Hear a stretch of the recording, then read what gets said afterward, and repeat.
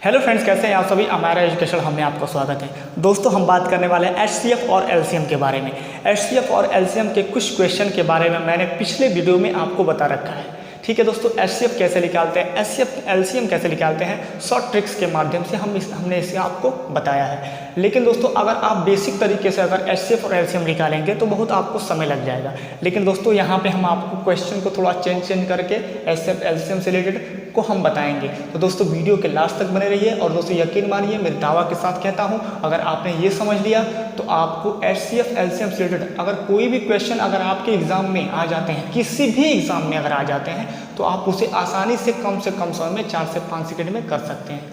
तो दोस्तों, वीडियो के लास्ट तक बने रहें। और अभी तक मेरे चैनल को लाइक और सब्सक्राइब नहीं किया है तो कर लीजिए, क्योंकि दोस्तों आपका सपोर्ट मेरे लिए बहुत ही महत्वपूर्ण है। तो दोस्तों, सब्सक्राइब करना ना भूलें ताकि आपको मेरे नेक्स्ट वीडियो का नोटिफिकेशन मिलता रहे। तो दोस्तों, आते हैं क्वेश्चन पे। हमारा क्वेश्चन क्या है, पहला देखिए दोस्तों, हमारा क्वेश्चन क्या है इसे हम समझेंगे। अगर ये दोस्तों आपके एग्जाम में पूछा गया ही क्वेश्चन है, एसएससी के एग्जाम में ये पूछा गया ही क्वेश्चन है। आइए दोस्तों, इसे कम से कम समय में ट्रिक के माध्यम से हम कितने सेकंड में कर लेते हैं ये हम देखते हैं। ठीक है दोस्तों, जैसे दोस्तों मेरा क्वेश्चन क्या है कि 2 अंकों का एचसीएफ, उनके एलसीएम, 2 अंकों का महत्तम समापवर्तक, उनके लघुत्तम समापवर्तक का जोड़ 680, उनका एलसीएम एचसीएफ का 84 गुना है।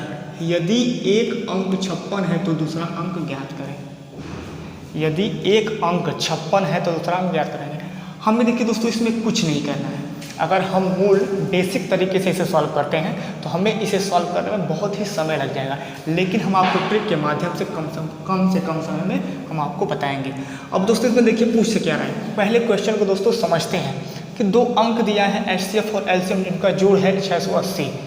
ठीक है, एलसीएम का 84, एलसीएम का एचसीएफ 84 गुणा है। लघुत्तम समापवर्तक का जो महत्तम समापवर्तक है वो 84 गुणा है। यदि 56 एक अंक दिया है, दूसरा अंक ज्ञात करना है। ऐसे क्वेश्चन जब भी आ जाते हैं ऐसे गुणा करके, तो आप कुछ मत करिए, 84 यहाँ लिख दीजिए और इनका ऐसा सअभाज्य करिए।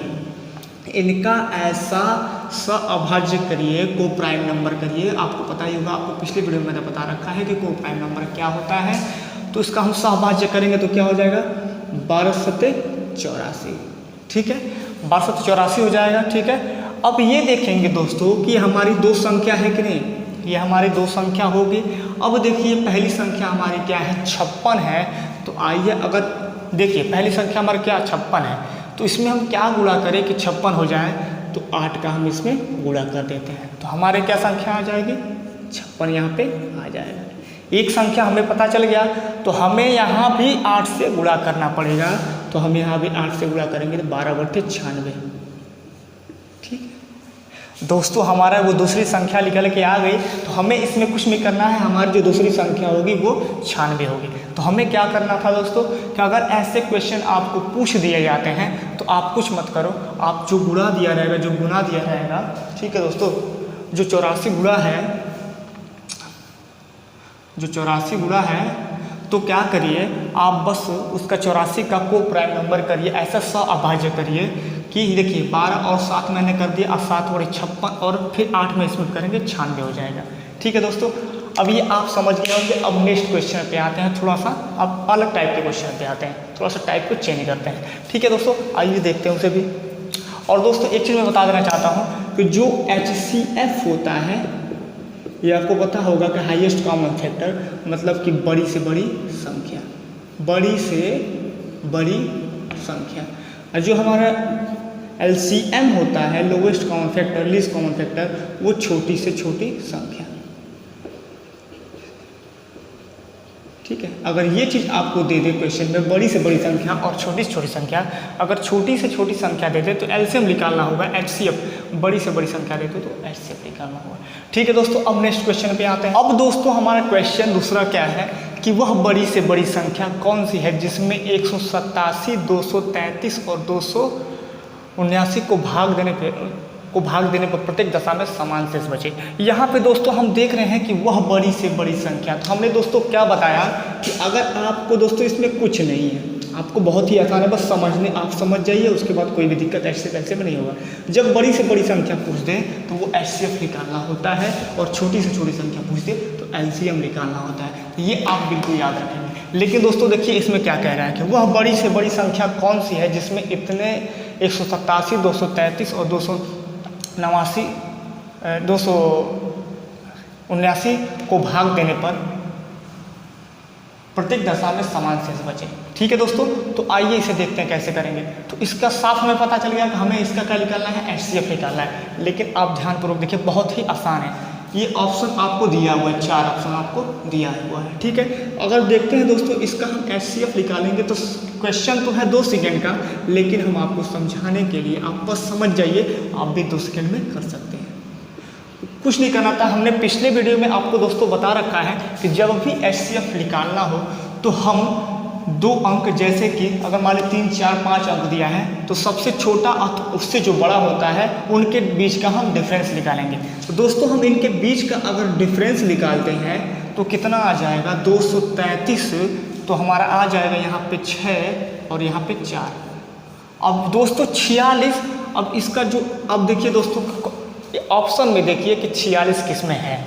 ठीक है, तो ये हमारा ऑप्शन सही है। जो हमारा 46 है दोस्तों, इन सब को मतलब अगर भाग देंगे अगर इन सब में तो समान शेष बचेगा, समान शेष बचेगा। अगर इससे हम भाग देते हैं तीनों में तो समान शेष बचेगा। जैसे कि दोस्तों अगर भाग देंगे इसका तो जो भी आएगा इन तीनों का भी वही आएगा। ठीक है दोस्तों, तो ये क्वेश्चन सॉल्व करने में आपको ज़्यादा समय लगेगा, आपको कुछ नहीं करना है। अगर ऐसे क्वेश्चन आए तो वह बड़ी से बड़ी संख्या, तो आप क्या करेंगे, HCF निकालो, दोनों के बीच का डिफरेंस निकालो और देखो कि वो उससे कट रहा है कि नहीं। अगर नहीं कटेगा तो इसका और छोटा फैक्टर करेंगे, फिर देखेंगे उससे कट रहा है कि नहीं। लेकिन हमें ऑप्शन में यहाँ 46 दिया है तो हमें उसका फैक्टर करने की जरूरत नहीं है, ऑप्शन हमें पता है तो आप क्वेश्चन को टिक कर सकते हैं। ठीक है दोस्तों, अब थोड़ा सा क्वेश्चन को चेंज करते हैं, दूसरे क्वेश्चन पे आते हैं। ठीक है दोस्तों, आइए देखते हैं। अब दोस्तों मेरा तीसरा क्वेश्चन ये है, देखिए दोस्तों क्वेश्चन कुछ नहीं है, वही क्वेश्चन है, थोड़ा सा मैंने चेंज किया है, थोड़ा सा मैंने इसमें चेंज किया है। क्या चेंज हुआ है दोस्तों कि वह बड़ी से बड़ी संख्या कौन सी है जो इसके और इसके में भाग देने पर प्रत्येक दशा में 12 शेष बचे। तो हमारी संख्या वो कौन सी है कि जिसे हम अगर इनमें भाग दे रहे हैं तो हमें, मतलब वो संख्या कौन सी है जिससे हम भाग दे रहे हैं तो 12 हमारा शेषफल बच रहा है। ठीक है, हर प्रत्येक दशा में हमारा 12 शेषफल बच रहा है। तो हमें इसमें क्या करना है दोस्तों, कुछ नहीं करना है। हमने आपको बता रखा है कि बस इनके बीच का डिफरेंस आप निकाल लें। तो हमें अगर ज़्यादा, ये देखिए 18 और 68, ये हमें लिखने की जरूरत है नहीं, क्योंकि इन्हीं के बीच का हमें डिफरेंस चाहिए। जो सबसे छोटा हो उससे जो बड़ा हो उन्हीं के बीच का डिफरेंस, इनके बीच का अगर हम डिफरेंस निकालते हैं दोस्तों तो हमारा आ जाएगा यहाँ पे 2 और 1 और 512। इनके बीच का डिफरेंस 512 आ गया। क्या 512 इसका ऐसा संख्या है जिसे भाग दे रहे हैं तो 12 बच रहा है? नहीं, ऑप्शन में देखिए 512 नहीं दिया है। तो जाहिर सी बात है हमें इसका और छोटा फैक्टर करना पड़ेगा। तो हम इसका और छोटा फैक्टर करेंगे। तो आइए 8 से करके देखते हैं। तो 8 ये हो जाएगा, 8 छक 48 हो जाएगा, 8 चौको 32 हो जाएगा। ठीक है, 8 और 64 हो गया। अब दोस्तों 512 तो हमारा ऑप्शन में दिया नहीं है, 64 हमारा ऑप्शन में दिया है। हो सकता है 8 भी हो सकता है, लेकिन 8 को हम देखेंगे कि इससे विभाजित करना है कि नहीं, भाग देने पे ये कट जा रहा है कि नहीं। तो देखिए आइए करके देखते हैं। तो ये हो जाएगा 8 कम में 8 हो जाएगा, और ये 8 कम में 8, लेकिन ये नहीं कटेगा। ठीक है दोस्तों, ये काट नहीं कटेगा। तो हमें साफ पता चल रहा है कि ऑप्शन, देखिए हमने आपको समझाने के लिए बताया, लेकिन आप इसका जब छोटा फैक्टर करेंगे तो हमारा जो ऑप्शन ये 64 है, ऑप्शन जो 2 है वो हमारा सही है। तो हमारी वही 64 वो संख्या है जिसे हम इनमें भाग दे रहे हैं, तो 12 हमारा शेष बच रहा है। तो इस क्वेश्चन को हमें करने में मात्र 5 सेकेंड ही लगेगा, लेकिन हमने आपको समझाने के लिए थोड़ा सा लंबा गया। तो हमें कुछ नहीं करना है, इनके दोनों का बीच का डिफरेंस निकालो, ऑप्शन देखो, क्वेश्चन टिक मार लो। तो क्वेश्चन ऐसे आप कर सकते हैं। बस चीज़ों को समझिए, बड़ी से बड़ी संख्या दे दे तो आप HCF निकाल लीजिए, और छोटी से छोटी संख्या दे दे तो LCM निकाल लीजिए। आइए अब थोड़ा सा क्वेश्चन को चेंज करके अब दूसरे क्वेश्चन पे आते हैं। ठीक है दोस्तों, तो वीडियो के लास्ट तक बने रहिए क्योंकि ये आपके लिए बहुत ही इंपॉर्टेंट है। ठीक है दोस्तों,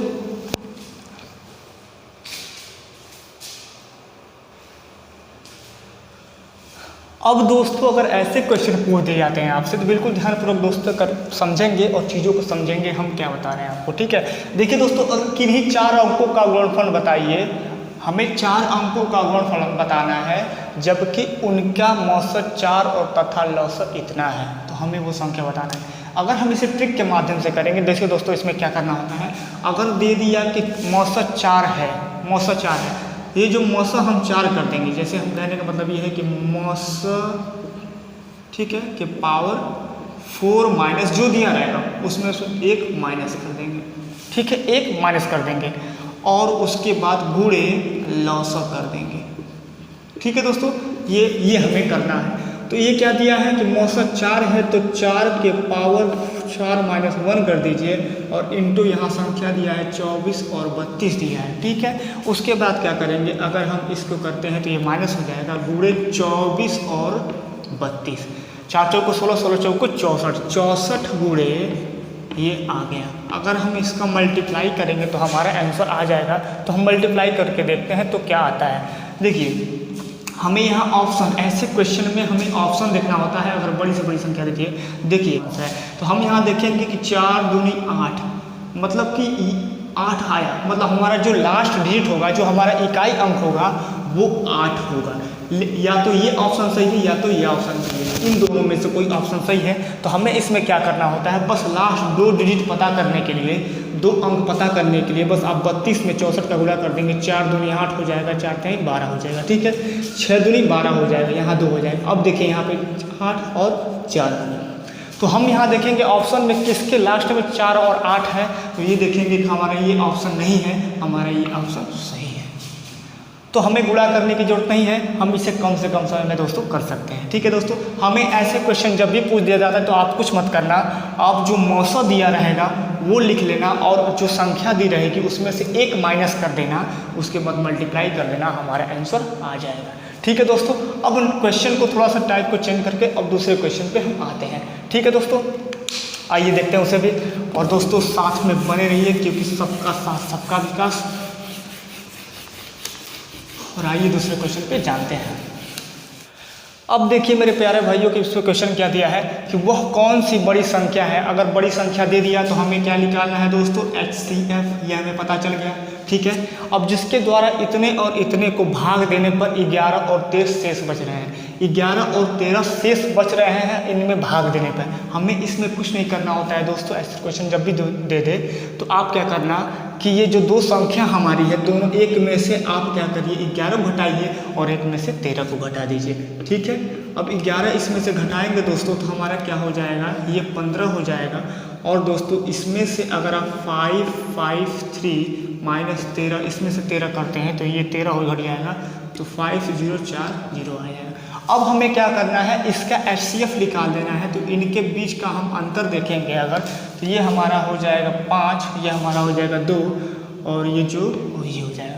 हमारे इसके बीच का जो अंतर आया वो आया 2025। अब इसका LCM क्या ये है, नहीं है, क्योंकि देखिए ये 3015 है और ये 2025 है, तो इसका LCM नहीं है, HCF नहीं है। HCF क्या होता है, हाईएस्ट कॉमन फैक्टर। जैसे ऐसी संख्या जो दोनों को विभाजित कर दे, ऐसी कोई संख्या, जैसे हमने आपको पिछले वीडियो में बताया था ना कि जो 12 और 16 का जो HCF होगा वो क्या होगा, आप बताइए। अगर 12 और 16 का HCF करते हैं तो देखिए 4 3 12 होता है, तो 2 के पावर 2 और 3, ठीक है।